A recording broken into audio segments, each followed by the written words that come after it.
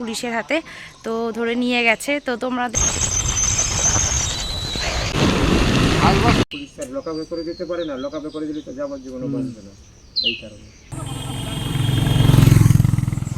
Hello, good morning, welcome back to Moumita lifestyle. সবাই কেমন আছো? আশা করছি ভালো আছো, সুস্থ আছো। তো এখন বাজে ঘড়ির কাঁটায় 4:30। তো আমি মোটামুটি রেডি হয়েছি। আজকেও আছে আমার একটু চেক আপ। তো সকাল সকাল চা বানিয়ে নিয়েছি। আজকে তোমাদের দাদাভাই এসছে, সেই নিয়ে যাবে আমাকে। তো ওইদিকে দেখো চাটা ঢাকা রয়েছে, আর আমি আমার চাটা নিয়ে নিয়েছি। হাতে নিয়েছি বিস্কুট, দুটো বিস্কুট দিয়ে চাটা খেয়ে ড্রেসটা পরে রেডি হয়ে যাব। চলো দেখতে থাকো। এখন কিন্তু বাজে ভোর 5:10। তো এখনই কিন্তু আমরা বেরিয়ে পড়েছি, আর চারিদিকটা দেখতে পাচ্ছ পুরো ফাঁকা ভোরবেলার পরিবেশটা। আর আমাদের যেহেতু একটু চেক আপ আছে, ভোর ভোর বেরিয়ে পড়েছে, যেহেতু অনেকটা রাস্তা যেতে হবে সেই জন্য। আর রাস্তাটা দেখো কতটা সুন্দর লাগছিল, কিন্তু মেঘলা মেঘলা আকাশটা, সেই জন্য একটুখানি অন্ধকার অন্ধকার লাগছিল। আর ভোরবেলার টাইম তো এরকমই থাকবে, তাই না? বৃষ্টি পড়ে, ঝিরিঝিরি করলে গায়ে লাগবে না, কিন্তু বেশি বৃষ্টি পড়লে আবার মুশকিল। দেখো সামনেটা পুরো মনে হচ্ছে অনেক বৃষ্টি হচ্ছে, তাই না?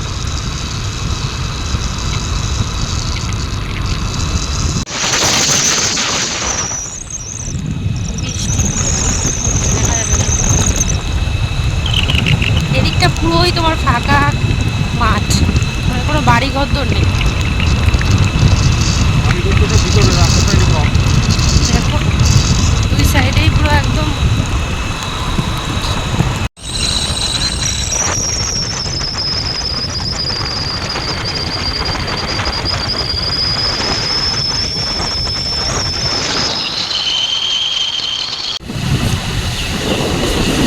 বৃষ্টির মধ্যে আমরা যাচ্ছি।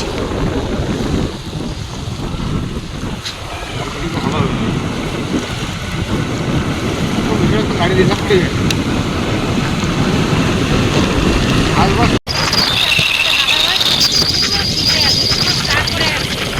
এখানে এমন কোনো জায়গা নেই যে যেখানে দাঁড়ানো যাবে, এমন পরিস্থিতি দাঁড়াতেও বুঝতে হবে, দাঁড়ানোর জায়গা নেই।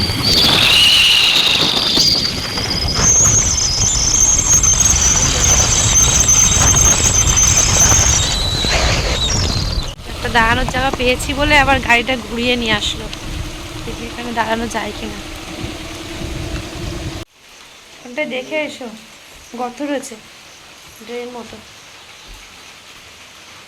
দেখো পুরো ভিজে গেছে। একটু দাঁড়িয়েছিলাম, আবারও বৃষ্টি হচ্ছে, কিন্তু দাঁড়ানো যাবে না, অনেকটা লেট হয়ে যাবে তাহলে, সেই জন্য বৃষ্টি ভিজে ভিজেই যেতে হবে। ভুল করে ছাতিটা আনিনি, রেনকোটও নেই, আনা হয়নি বাড়িতে। চলো বৃষ্টি ভিজেই যাই। বৃষ্টির জলে ক্যামেরা ঘোলা হয়ে গেছে। এই সাইডে আছে।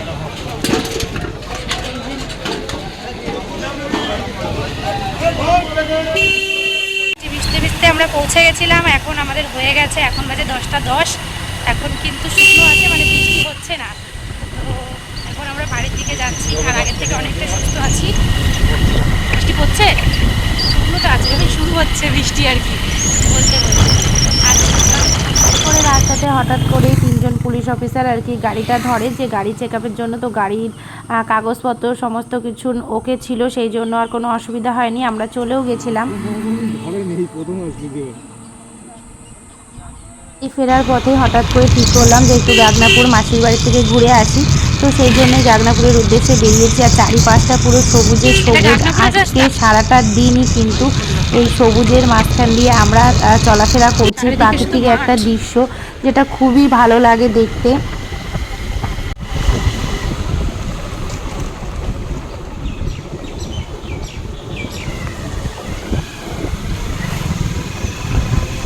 সব বাড়িতে কাপড় দিয়ে এই যে সব চাষ করছে, প্রতিটা বাড়িতে এরকম কাপড় টানানো। এই গ্রামের পুরো বাড়িটা দেখো। এখন আমরা যাচ্ছি গাগনাপুরে মাসির বাড়িতে। এখানে অনেকটা ভেতরের রাস্তা দিয়ে আর কি যাওয়া হচ্ছে। ভেতরের রাস্তা তো শর্টে, এই জন্য অনেকটা মানে শর্ট করতে গিয়ে সেই গুল্লি হয়ে গেছে আমাদের। এই সাইডের বাড়িগুলো সব এই সব বাড়িতে শাড়ি টানিয়ে ভেতরে হচ্ছে গাছের যে চারাগুলো ওগুলো লাগাচ্ছে। চলে এসেছি গাগনাপুরের ভেতরে একদম, আর তোমাদের দাদাভাই গেছে দোকানে, ওই দেখো দোকানে গেছে। তো চলো মাসির বাড়িতে যাই, তারপরে কথা বলছি।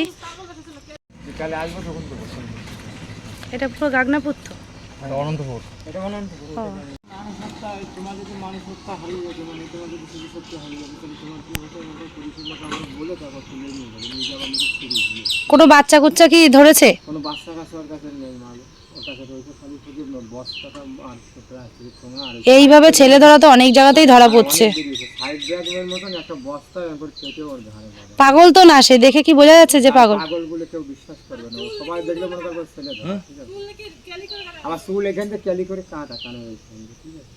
পুলিশ বললে যে ও চলে সব বোঝার, পুলিশের কথা ও সবাই সাবধান হয়ে যাক, ছেলে ধরা বেরিয়েছে। পুলিশের হেফাজতের মধ্যে পুলিশ কি করবে? পুলিশ যখন সব তুলে নিয়ে গিয়ে এখান থেকে আরেক জায়গায় নিয়ে ছেড়ে দিয়ে পুলিশ স্যার লকআপে করে দিতে পারে না, লকআপে করে দিলে তো যাবজ্জীবন বাঁচবে না। এই কারণে সব কিছু বোঝার আছে, তারও তো ব্যবস্থা আছে, দাপাদাপি করবে যে সবার জন্য লকআপে করে দিবে পুলিশ। তো দেখো এখানটায় দাঁড়িয়েছিলাম, এটা হচ্ছে অনন্তপুর, মানে মামার বাড়ির কাছেই চলে এসেছি। এখানে এসে এইমাত্র শুনলাম, মানে সবাই মিলে বলা কওয়া করছে যে ছেলে ধরা পেয়েছিল, তো তাকে ধরিয়ে দিয়েছে পুলিশের হাতে, তো ধরে নিয়ে গেছে। তো তোমাদেরকেও তো শোনালাম, শুনতেই পেলে, সবাই একটু সাবধান হয়ে যাও, ভীষণ পরিমাণ কিন্তু ছেলে ধরা বেরিয়েছে। সাথে ফোনে কথা বলছে, মাসি জানেই না যে আমরা এসছি। ওই দেখো, চলো যাওয়া যাক। এই দেখো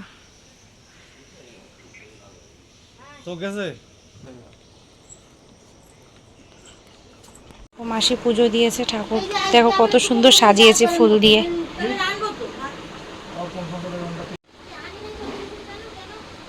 দেখো এসছি মাসির বাড়িতে, একটুখানি ঘুরে ফিরে আবার চলে যাব, কারণ বাড়িতে ছেলে মেয়ে রয়েছে সেই জন্য। আর এই একটা ঘর মাসিদের, মাসি একাই থাকে। এই দেখো একা একা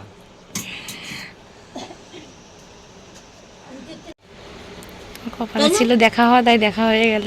তাই তো ওই জায়গাতে যাচ্ছি না বাবা, ভালো আছে। আর ওই দুইজন ওই চারজন ডাক দাও দিদিমারে, ডাক দাও। আসো আসো, একটু ডিম খেয়ে যাও, আমাদের সাথে খেয়ে যাও, আসো।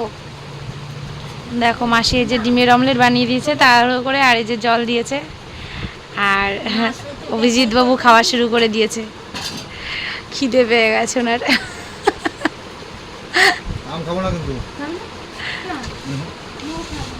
না না কাটা লাগবে না। দেখো দেখো বেড়ার ঘর মাসিদের। আম খাও, আমি একা খেতে পারি আম টাম। আম ডিম, ডবল ডিমের অমলেট করেছে।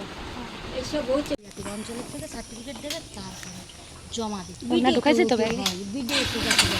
ও মাসি আসি তাহলে, ও দিদিমা আসি, তোমরা যেও।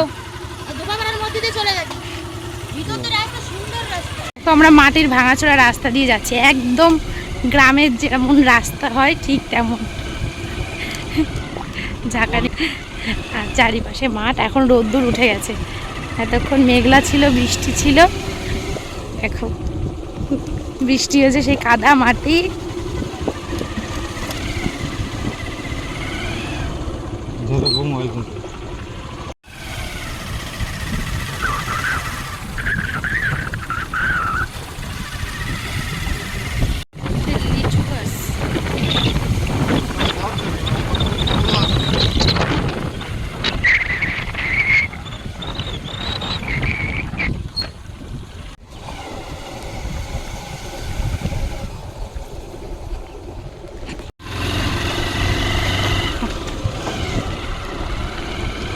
এদিকটা হালকা পিচের রাস্তা, তাও ভেঙে চলে গেছে, ঢালাই পিচ।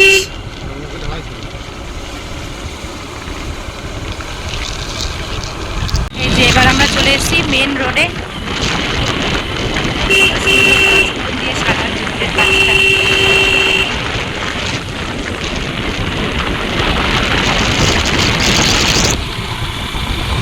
দেখো চলে এসেছি বাড়িতে, এখন ফ্রেশ হব, বাজে হচ্ছে 1:15। ওই দেখো 1:15 বাজে, 17 বাজে। আর দেখো মা কি রান্না করেছে দেখায়, আমি তো খালি ফাঁকি বাজি এদিক ওদিক। দেখো ভাত, এই যে 2 হাঁড়ি ভাত এদিকে, যেহেতু অনেক লোক তাই জন্য। এখানে আছে মসুরির ডাল, আর এখানে আছে এই দেখো চিকেন কষা, আর কি আছে, আর গ্যাসের তলায় রেখেছে, জানি না কি কি হবে। আর এখানে আছে সবজি কাটা রয়েছে, সিদ্ধ। তো দেখো স্নান করে চলে এসেছে, আর বাড়ি আসতে না আসতে এই যে চলে এসছে খাবার খাওয়ার জন্য চলে এসছে। কি খাবার নিয়েছি? কিচ্ছু খাবার নিয়ে আসিনি আমি, এই যে নিয়ে এসছি, এই যে ললিপপ। একটা ওকে একটা দাও, মিকে একটা দাও, হ্যাঁ দাদাকে একটা দাও।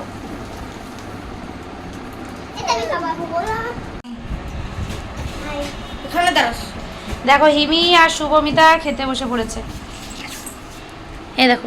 এই দেখো দুইজন মিলে খেতে বসেছে। আমি দেখাতে পারছি না, নিচু হতে পারছি না। এই দেখো, এই যে দুজন খেতে বসেছে। আর এই যে সায়নদীপ যাচ্ছে আমার দাদাকে দিতে চিকেন। আর কেমন হয়েছে চিকেনটা? ভালো হয়েছে। হিমি কেমন হয়েছে? তাহলে মেজ ঠাকুমা কেমন রান্না করেছে? অনেক ভালো, অনেক। আর আগের লাইফটা জানা অনেক ভালো। আর মাংসের সাথে আগের লাইফটা বল। আগের রাইসটা মানে ডাল দিয়ে? আরে না, অনেক আগে। ও আগের বার যেই রাইস করেছিল। আরে জামাই ষষ্ঠী দিনে। ও ওই দিলাম না ওরে, ও আচ্ছা, জামাই ষষ্ঠীতে। মানে ফ্রাইড রাইস আর চিকেনটা আরো বেশি ভালো হয়েছিল তাই বলছে। তোমাদের দাদা ভাইয়ের ভাত, পটল ভাজা, শাক ভাজা, ডাল, আর হচ্ছে বিকেলবেলার টাইম এই যে তোমাদের দাদা ভাইকে চা বানিয়ে দিয়েছে। আর সবাই কিন্তু রেডি হয়ে গেছি, একটুখানি ঘুমিয়েছিলাম। তারপরে তোমাদের দাদা ভাই ডাক দিল হঠাৎই, প্রায় 5:30টার মতো রেডি হয়ে গেছি বাড়ি যাব বলে। কারণ তোমাদের দাদা ভাই বলছে বাড়ি যাওয়ার কথা, সেই জন্য রেডি হয়ে গেলাম। একদমই সিম্পল, মাথা যন্ত্রণা করছে, ঘুমাতে পারিনি দুপুরবেলায়, সেই জন্য। হিমি টাটা, হিমি এই যে টাটা, টাটা,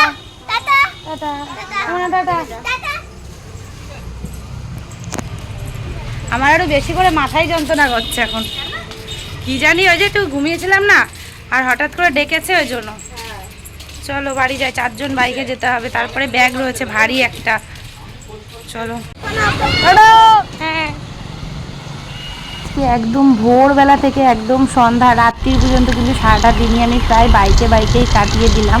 তো সারাটা দিনই কিন্তু চারিপাশে গাছপালা, সবুজের পর সবুজ, একদম দারুণ সুন্দর একটা প্রাকৃতিক দৃশ্য কিন্তু সারাটা দিনই অনুভব করছি। খুবই ভালো লাগছে। আর অনেক দিন পর কিন্তু সুস্থ হয়েছি, একটু বাইরে বেরিয়েছি, ঘোরাফেরা করছি বা বাড়ি ফিরছি, তো অনেকটা ভালো লাগছে আজকে। আর বাইকে ঘুরতে কার না ভালো লাগে বলো।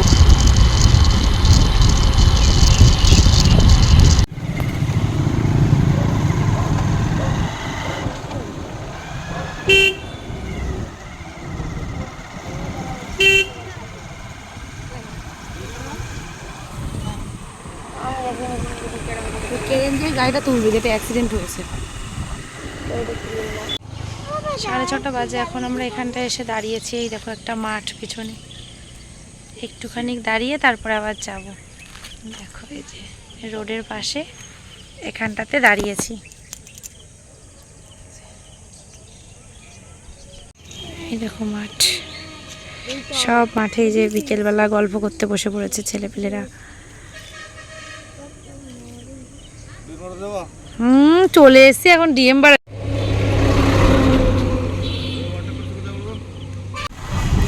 আজকে আমরা গোবরডাঙ্গা কালীবাড়ি আছি, গোবরডাঙ্গা কালীবাড়ি ব্রিজে উঠবো এখনই।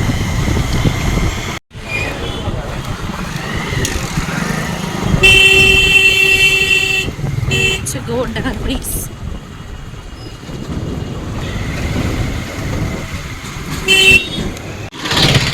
আমার শরীরটা কত খারাপ ছিল, ঠিক আছে, তুমি তো মজা বলবাই।